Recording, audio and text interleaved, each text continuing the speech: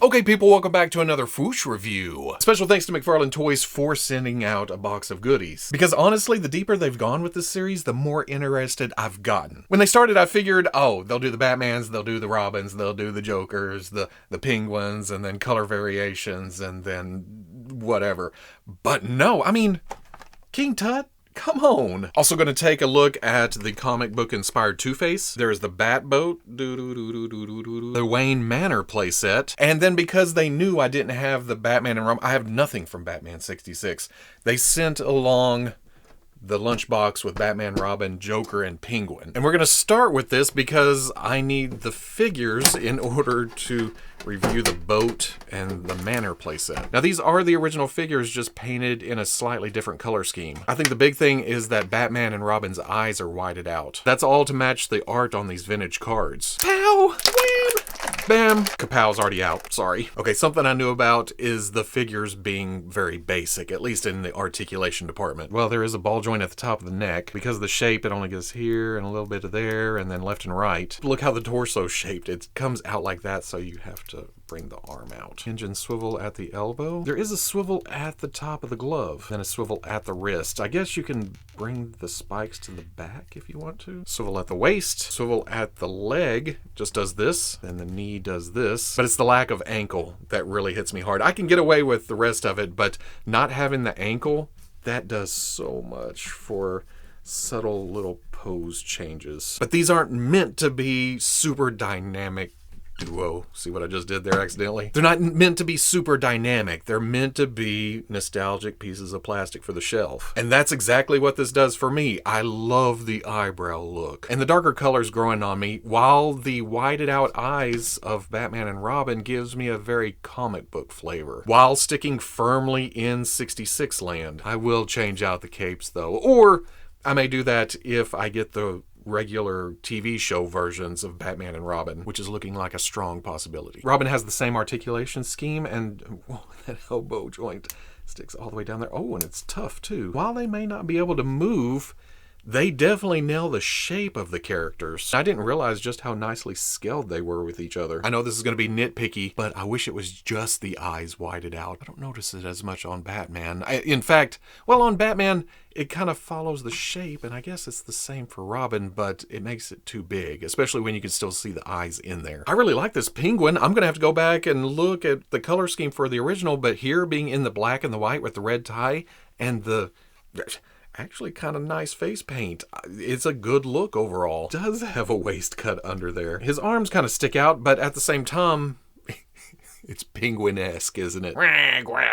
He is side-eyeing a bit, but because of the monocle, and you turn it like that, it doesn't bug me as much as side-eye usually does. It does kind of get in the way of the leg, though. You can only get this far. I'm just noticing, is that a green tint to the black?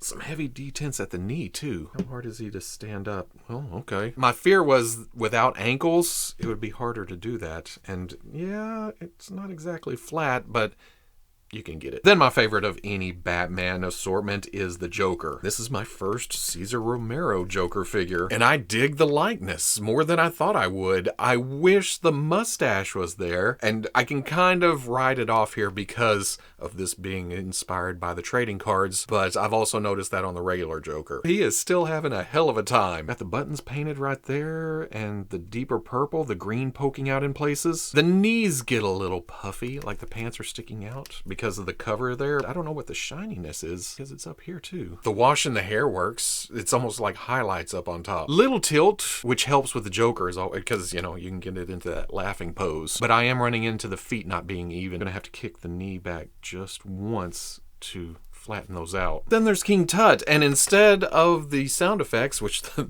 blister is still shaped for, he comes with actual accessories. I'm gonna regret passing on the Batmobile. Oh, and there's the Batcave too.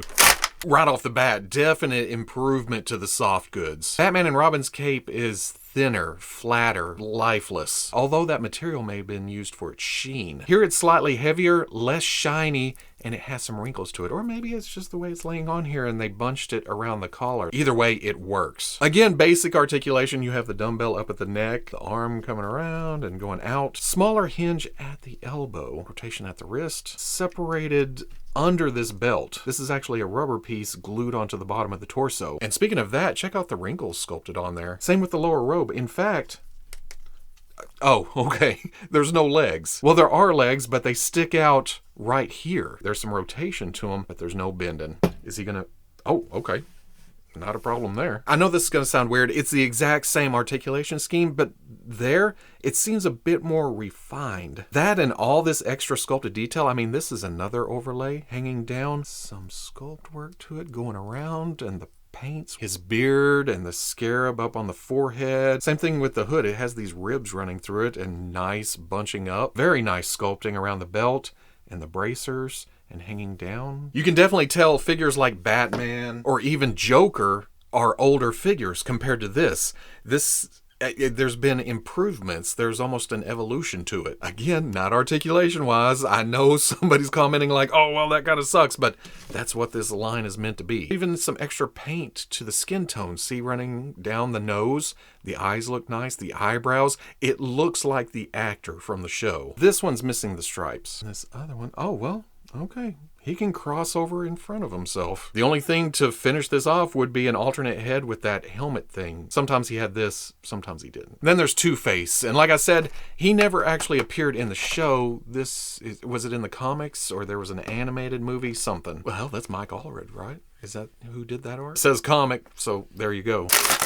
This go around, instead of having either the sound effects or an accessory for the figure itself, I've said it before, I love these cheap little prop replicas. It's just a piece of plastic.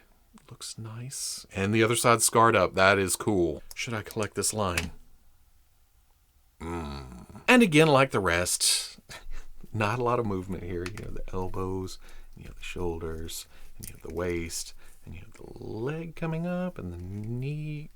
Ooh, heavy going down. But I really like this color scheme. You have Harvey in a black suit with a white shirt. There's a little peeking out right there. Then the burnt side, man, that's straight out of a monster movie. The green and the white work so well, especially with that eye. Have the orange shirt with the reddish pink suit. And this side of the suit has texture to it, making it even more different. That is awesome. I like the bow tie not being split, like it's holding the two halves together. Same thing for the belt. I am fascinated by this for some reason. This may be one of my favorite Two-Faces. Unfortunately, I hadn't tried to stand Robin up yet, and he has super backwards lean at the ankles. There's no way that he's going to stand up unless he's standing like that. I may try to hit these with heat gun, see what happens. Coming back around to that very thing after I've already finished the review, I did heat up Robin's ankles and they got real soft, and then they just kind of fixed themselves. As they were heating up, I could almost watch them move back to being flat, and now I have no problem standing them straight up and down. I don't know why it was just Robin, but if that's all it took, hey, I'm okay with that. It is a 6-inch scale line. It is 1/12. And now for the Batboat. Is it going to be held with more than just... Uh-oh. Oh, well, no. It's just the engine sticking into that piece of plastic, along with a stand of some sort. There's this ridge, and there's that. You just put it like that, and it stays upright. A little protection for the fin. Oh, look at that. It's on a hinge, so you can flop it to either side for storage or something. Have the red ridge up on top, bat symbol, some white back here because it's aquatic, along with silver for these vents. Gotta have the light up on top, non-working, of course, but it is translucent red plastic. The console with a cup holder and some knobs, and there is a stick shift with the bat logo up on top and something else behind that. Steering wheel does not turn, but there's some fake gauges behind it. Super clear windscreens. Flame running down the sides because it's a Batboat. It's gonna go fast. Have a nice sculpted area running down the middle. Some intakes for...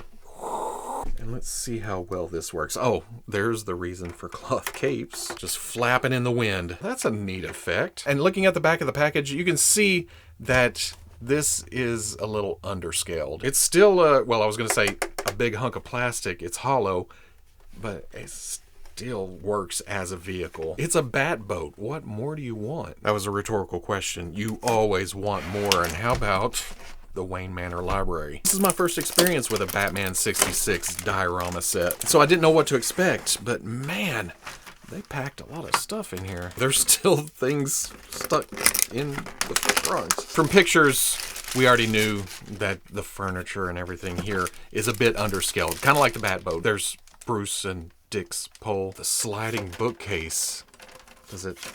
Did I break it? No, the track stops right there. Haha, that locks in there like that. Okay, with that, it doesn't fall out. So you do have to reach behind to slide the door open. And the fireplace has pegs to this side that go into this wall. Lamp post that goes up here. Apparently this goes here along with the lamp that is just... Hey, the globe is, well, again, just a hunk of plastic with some legs. Put that there. Desk goes in the middle with the chair behind it. Have the telephone.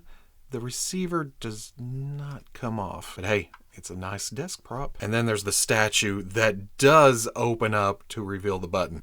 That'll go there. The books on the shelves are not sculpted. That's just a print. Same thing for these books over here. Very nice detail to the wallpaper though. The fireplace does have a stone sculpt to it. Then there's this picture hanging on the wall and this one. And then Bruce's diploma from law school. Almost forgot about the fish above the bookcase. That is sculpted. Some drawers on the chest and then, oh, do I have this desk backwards? The drawers would be towards the chair. Putting Batman in here, okay, it's not the worst. It is kind of hard to tell. In fact, let's put this chair here. He doesn't look super uncomfortable. The furniture comes off as small when you stand Batman in there, but then the props seem scaled because there's the statue, there's the phone. Up the line to death. You do and push. There's a tab.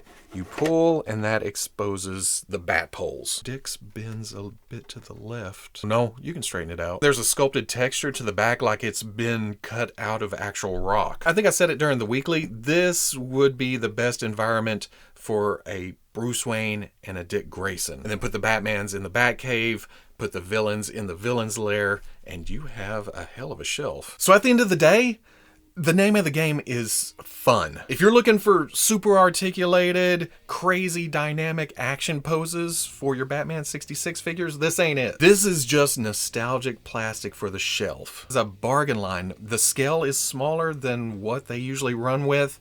The articulation isn't as nice as their multiverse, but the flip side of that, they can also work in vehicles and environments, and they're going way deeper than I ever expected them to. And in that aspect, it fits the Batman 66 theme perfectly. It's kind of corny, kind of campy, but it hits you right here for some reason. I held off as long as I could, and now that I have these, I'm definitely going to need the standard Batman and the Robin and the Catwomans and the Mr. Freeze and Riddler. Oh man, I forgot all about Riddler. I love that costume. I don't know if I'll get into the surfers or the boxers, but as a Batman 66 tribute display, something to wet that whistle, this works.